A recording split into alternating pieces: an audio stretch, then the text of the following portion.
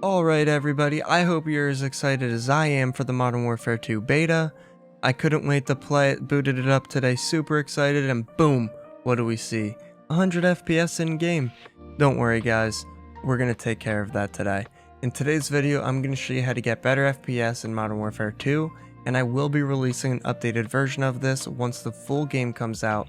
So if this is something you're interested in, don't forget to subscribe. It also helps the channel significantly and I greatly appreciate it.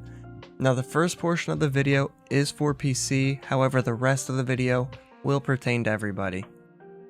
Alright, so let's dive right into it. We're going to head into Documents, Call of Duty, Players Beta. You're going to see options.iw9. Right click, open with Notepad. There's going to be two settings in here we want to change. The first setting, just bear in mind the higher you go with it, the more likely you are to see dev errors, but it does increase your FPS. So video memory scale equals 0.85, that's the default. As you can see, I have mine set to 1. I haven't noticed any errors yet, so you should be good. Just give it a shot, see how it feels. If you do notice too many errors, then just bump it back down. I really wouldn't recommend going any higher than 1.2. I feel like if you do like a 1.2, 1.3, you may be pushing your limits and you might notice a lot more errors at that point. So I would just bear that in mind while messing with it. And here we'll have render a worker count. You'll see mine is already set to 6.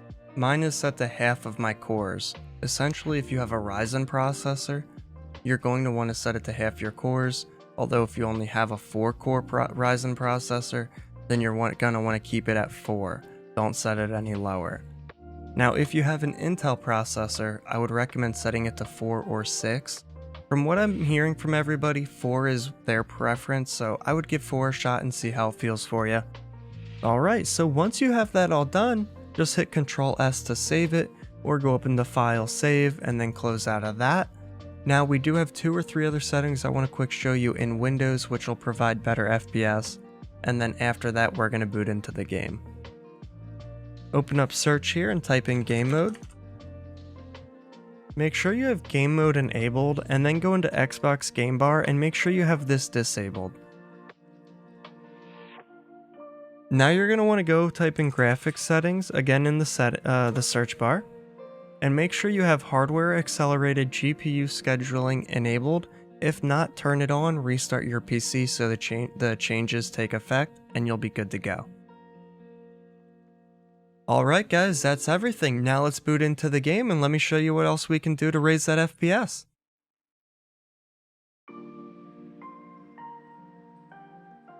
Alright, we're in game, so let's go take a look at the settings in the top right. Go down to graphics. You're going to see 3 tabs up top, display, quality, view. We're going to start with display. I only have one setting in here I would recommend changing. Everything else I personally kept at the default. Down here, display gamma. This will not affect your FPS, but if you have a washed out look in game, you will mostly notice this on PC, not typically something you'll see on a TV. This is going to be set to 2.2 sRGB by default. Change it to 2.4. That's what a television typically uses. It'll add a little bit more color to your game. Now we're going to head over to quality. There's a few different settings we're going to mess around with in here. Now, one thing to bear in mind when you use DLSS, image scaling, and FSR, you are going to notice more of an image blur. And typically I don't recommend using those because of the blur that they add. Image scaling, that's a little newer. When you do enable this, the one nice thing is you can actually adjust the sharpness, which will help get rid of, some of that blur and make everything pop a bit better. So if you're really struggling for FPS and your graphics card does support image scaling, then this might not be an option. Now, I'm using Fidelity CAS, so with that being enabled, you can't have anything else enabled. This is essentially just increasing my sharpness, and it's not really affecting my FPS. Now let's get on to boosting that FPS of yours. So you're going to see here it says nearby level of detail. I think by default it was set to high. Make sure you set this to low. Pretty much you're just going to want to copy the settings I have here. normal, low, high, off, low, off, off, low. Now, on-demand texture streaming, one of the big things with that, the reason I warn people, is because this affects your internet speed, and you're going to notice bullet registration issues if you have that enabled. So you definitely want to make sure you have that disabled. The other big one was particle quality. I recommended setting that to high. The reason being is if you have it set to low, it's going to provide more of a blur on any kind of visuals. So for instance, let's say when you're shooting your gun and all that smoke comes up, that's going to add a blur. When you have fire, explosions, all of those particles, they add a bit of a blur on the low. So definitely recommend setting that to high. Bullet impacts, I recommend it off because that does affect your FPS. It's not too significant, but if you're trying to be competitive or you're really trying to pull top FPS, then off will be the better option. Now we're going to head down to shadow and lighting here. So you're going to see I have it set to low, low, on, normal, off, off. The cache, definitely want that on because that will impact your FPS significantly. Now we're going to head down to post-processing effects. Now this one is going to be for mouse and keyboard users. I'm not 100% sure on controller. Nvidia Reflex low latency. I would definitely recommend turning this on because if you have it disabled, you're probably going to notice some input delay. I mean, if you don't, then I feel like you might be lucky.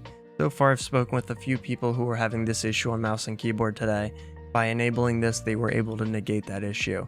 I did have this issue myself as well. I was running on plus boost. The one downside to that is it does affect your graphics card. You're going to get a little bit more power draw from the graphics card, potentially messing with, your FPS. So I would recommend keeping it on and seeing how that feels for you. Depth of field, world motion blur, weapon motion blur. They're all turned off. That blur just, again, makes everything really hard to see. Not that it really affects the FPS, but you want to be able to see what you're shooting at. And with everything going on in this game, it's definitely hard to do that. Okay, so we have film grain here. Again, that's at 0, just trying to make the visual fidelity better. Alright guys, that's everything, so make sure you save it. You should be good to go then. Feel free, drop down in the comments section below. Let me know what kind of FPS you had before and after. I'm definitely interested in hearing your experiences. Also, if you're on PC, let me know what kind of graphics card you have, what kind of processor you have, that kind of stuff. If you're still struggling, feel free to drop a question. I'm more than happy to try and help out. Alright guys, thank you for stopping by. I greatly appreciate it.